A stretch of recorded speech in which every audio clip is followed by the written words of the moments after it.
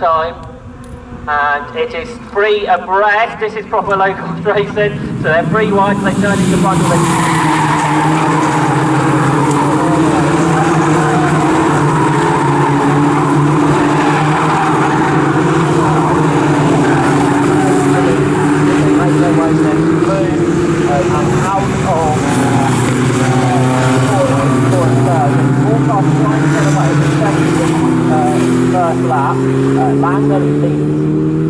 Walkerhansel is second, I reckon. Third is West, fourth is Clark, then Andrew Tate is fifth, and Sean Frame is sixth as they come out of Murray. So then the tow will come back into effect. So Craig Land leads here, but he might not do the right time at the end of the straight. He won't.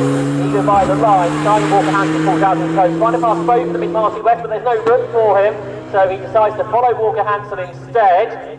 And behind, Andrew Tate gets the better of Paul Clark for fourth. I think he had Sean Brain, Daniel Garrett, Todd Boucher, George Gright and Gary Brandon completing the top 10. Walkerhansel seems to not have a working transponder, so we'll have to bear that in mind. As this race goes on, Adam, it should be pretty action-packed. Absolutely. Low-cost racing always extremely exciting to watch. We've had one car kick up some dirt coming out of Ritchie's. Not sure who that was, but hopefully continued on their merry way. But that leading pack is, I think, the biggest we've seen out of them this weekend. There was a bit of a breakaway in yesterday's pair of encounters, but that's what 1, 2, 3, 4, 5, 6 cars, I think. All line astern as they head into Agostini. Maybe not line astern, because diving up the inside to the lead and taking it was that was Martin West, wasn't it? That's right, but he's run a bit wide, so Simon Walkerhansel fights back. They're side by side, a drag race, and I don't think there's much that separates the two of them as they turn their way into Hamilton for the second time of what should be a 7-lap race. It's Walkerhansel that's got it then, from West, from Land, from Tate, from Clark, from Brave. Then there's a gap, then there's the more battling. Yes, so West demoted to second as quickly as he got it. Craig Land continuing to hold on to the lead by the scruff of its neck, but as they now go out onto the Bentley Straight, that's probably all going to change very quickly indeed. They head down towards the famous bridge, and then of course Bramble and Nelson, always a tricky section of circuit. We've seen that a few times this weekend already, even more so when you've got very limited space in amongst a pack of cars. Here they come through Bramble, Nelson,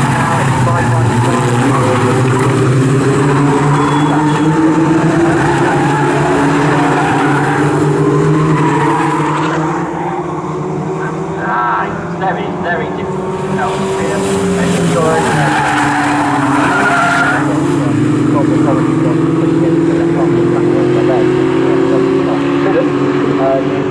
No, it's Land. Craig Land's got it back. Simon Walkerhansel is way back to the back.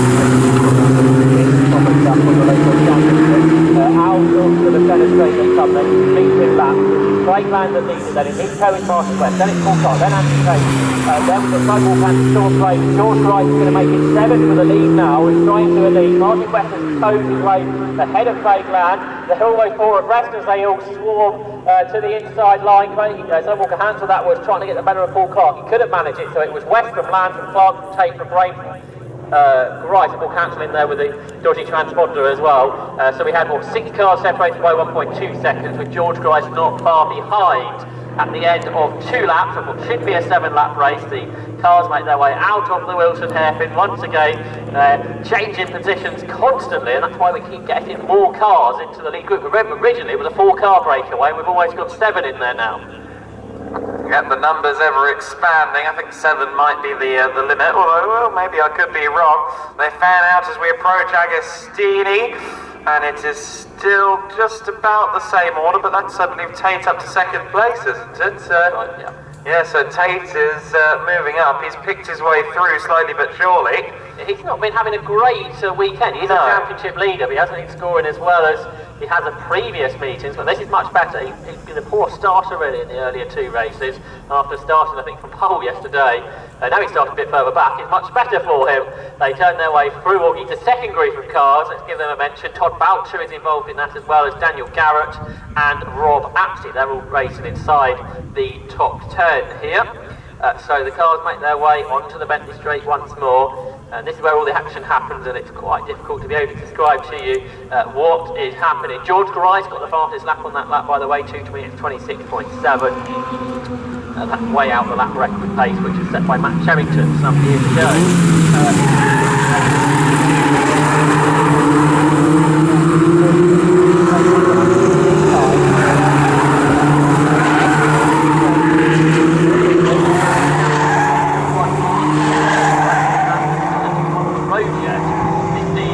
Leading the championship, he turns his way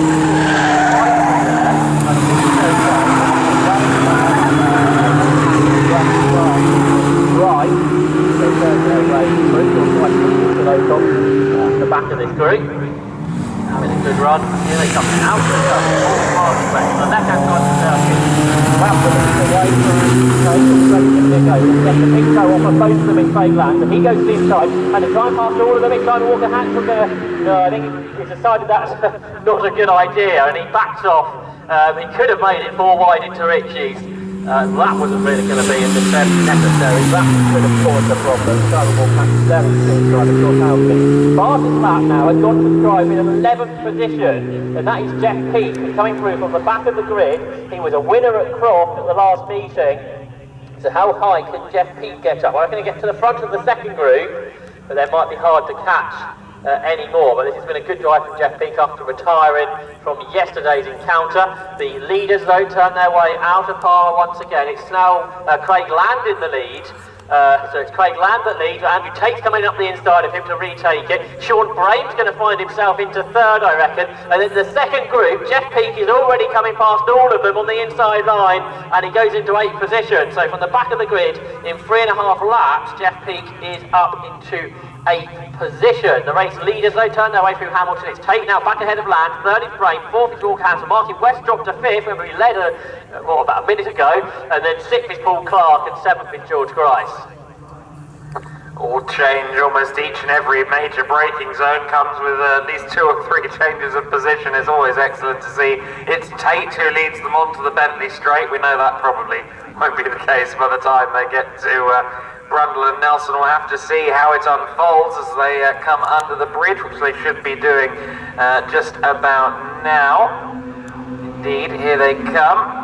And it looks like we got 2 wide there, and almost a little bit of a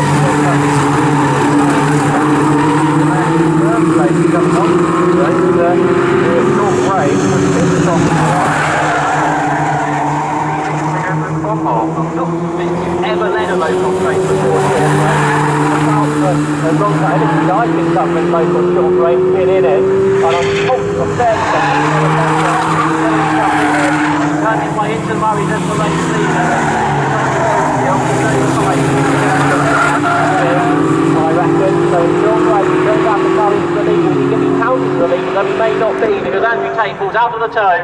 It's like a replication every lap, but it's still just as exciting. It's Tate that just leads across the line. The next 3 are going much faster than them. And Craig Land goes up the inside, trying to pass both of them, and he's going to run back. Oh, well, they contacted the couple's gone. It's not a terrible surprise. It's quite hard to tell from here who they are. They might get back going. Yeah, well, I'm not going to say. I feel like I know who that was, but until we actually see it for sure, I'm not going to suggest. But nonetheless, down through the Wilson hairpin and onto Palmer goes the remainder of the pack, who surprisingly haven't really fanned out in amongst all of that, but nonetheless we are down to 5 cars at the front. The dramas, it felt like it was bound to happen, didn't it, with those cars all barrelling into Richie's as one. Yes, indeed. I think Andrew Tate